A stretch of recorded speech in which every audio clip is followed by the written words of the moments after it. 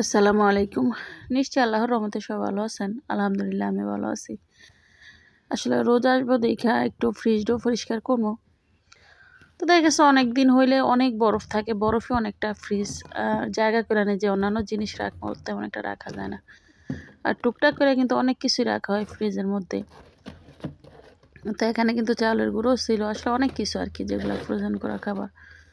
তো দেখা গেছে বরফ এমনভাবে হয়েছে যে মানে অনেকটা জায়গা মানে বরফই ঢাকা। এ কারণে চিন্তা করলাম যেহেতু রমজান আসতেছে একটু আগে দিয়ে নিই। আর এই দেখেন চুই জ্বালানাইছিলাম একদম খুলনা থেকে, তবে যে পিছনে ফিরে রয়েছে অনেকবারই হাঁস রান্না করে খাইছে এই শীতের মধ্যে, তবে এটা নামানোর জন্য আর দিতে পারিনি।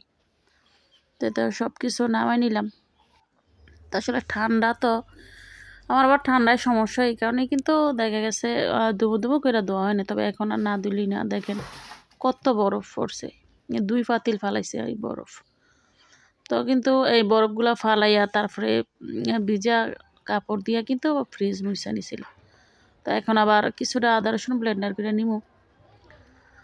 তো আসলে আমাদের কাজ সহজ হইলেও এখন দেখা গেছে আগে তো আমরা প্রতিদিন বাইটা রান্না করতাম, তবে এখন ফ্রোজেন করে রাখা যায়, এই কারণে কিন্তু আদা রসুন ফ্রোজেন করে রাখলাম বক্সে করে। তো আবার সব কিছু একদম গুছাই নিলাম। তো এর মধ্যেই বাজার নিয়ে আসছে। তো বাজার থেকে দেখলাম মাছ, টমেটো, তারপরে আলু আনছে।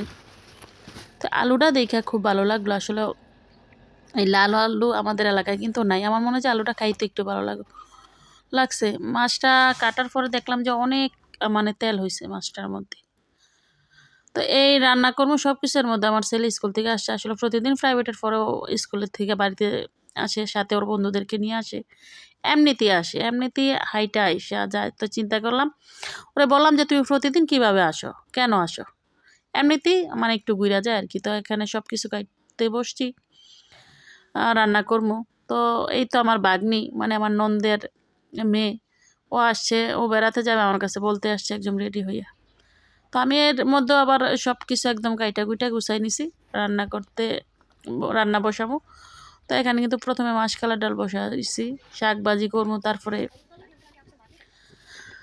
মাছ রান্না করবো। তো মাসকালার ডালরা যেহেতু আসলে গুঁড়া থাকে, তো একসাথেই সব কিছু দিয়া তো ধনিয়া পাতা দিয়ে নিলাম। এখন শুধু বাগার দিয়ে নিব। আর আমি একটা ডিম দিয়ে দিছিলাম ভাইয়া, ডিম দা রান্না করলে কিন্তু ভালো লাগে। আর আমার এই ভিডিওটা কিন্তু রমজানের আগের ভিডিও, যেহেতু আসলে আগে আমি অনেক ভিডিও করে রাখছি। রমজানের ভিডিও করাটা অনেকটা মানে অনেক সময়ের ব্যাপার, এই কারণে। তো আমি এখানে আবার শাক ভাজি করবো। তো শাকের সাথে যে লাউ শাকের সাথে বিচি সহ সিম আর আলু দিয়ে যে ভাজিটা করে, এই ভাজিটা কিন্তু খাইতে অনেক ভালো লাগে। একটু লবণ দিয়ে আমি শুধু ভাবদা নিছিলাম। তো এখন তেলের মধ্যে ভাজা নিব। তো শাকটা কিন্তু আসলে বাদ দিয়া খাওয়ার চেয়ে মানে এমনি খাইতে বেশি ভালো লাগে আর কি। তো আমার কিন্তু শাক ভাজিটা হয়ে গেছে।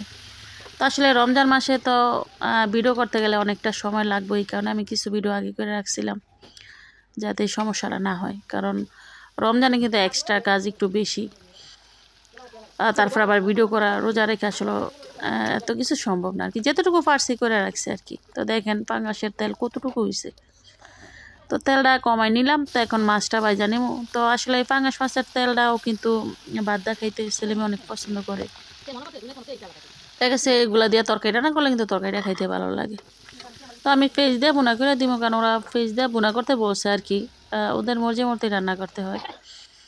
তো পেঁয়াজ ভালোভাবে তেলের মধ্যে ভাজা সব মশলা দা কষে কিন্তু তারপরে যে ধনে পাতা নামা নিলাম। আসলে তরকারিটা হয়ে গেছে আর কি।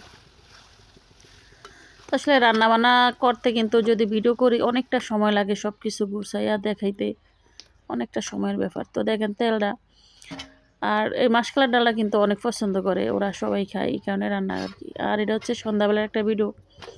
তো আপনাদের কারো খাইতে ইচ্ছা করলে আমার কোনো দোষ নাই, আমার মাফ করবেন। আমারই মানে এডিট করতে আইসে আমার একটু খারাপ লাগতেছে। আমার খুব পরোটা খেতে ইচ্ছা করতেছিল এই মিষ্টি দেখা, তো সন্ধ্যাবেলা 2টা পরোটা বানাইছিলাম।